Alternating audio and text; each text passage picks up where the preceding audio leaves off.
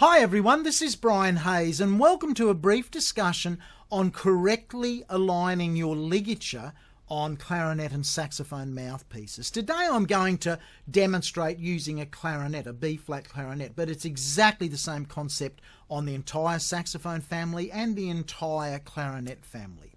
Here I've got a Selmer C85 120 Professional Series hard rubber B-flat clarinet mouthpiece, and you'll notice on this mouthpiece there are two alignment lines etched into the side and all the way around the mouthpiece except for underneath the flat table area. Now those lines are indicative marks by the manufacturer for where they suggest you align the ligature when you put it on the clarinet.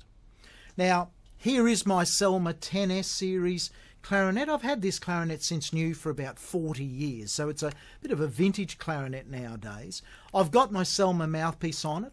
As always, I'm playing the Bari USA brand of synthetic reed. That's a Bari Star medium soft reed on the clarinet. And the unusual looking ligature is the Rovner Platinum series ligature. Now, just about all of Rovner's ligatures except for the Platinum series are top loaded. That means the adjustment screw or screws is on the top of the mouthpiece. But the Rovner Platinum ligature is a conventional design ligature where the adjustment screw is below the reed. And you'll notice that I've aligned the ligature approximately with those the markings on the mouthpiece, the front and back markings on the mouthpiece where they're etched in those lines.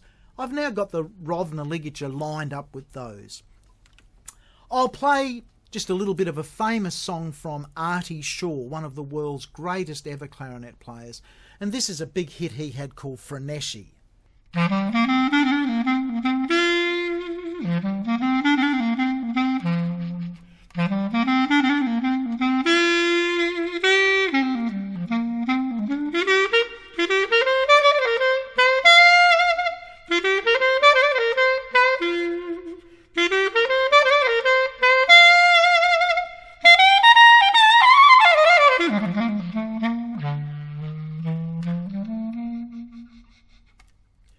Now the response of the reed, the ligature, the mouthpiece, the clarinet is just perfect for me. Those notes just came out of the clarinet with just about no effort from me, from right up high to right down low, from loud to subtone. So I highly recommend you experiment with the ligature placement, remembering that the tightness of the ligature can also have a big bearing. If you over tighten the ligature or under tighten the ligature, you'll find the response will vary. The tone of the reed and the mouthpiece combination will vary depending on how tight you have the ligature. And critically, when you put your ligature on, the placement of the tip of the reed compared to the tip rail of the mouthpiece is also very important. If you have the reed sticking out too far over the top of that tip rail, it will be harder to blow and it will sound more duller. If you have it back below the tip rail, it will be easier to blow, but it will sound thinner.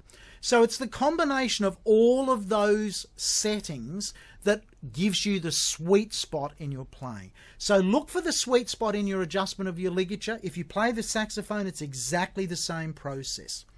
And enjoy making music on your instrument.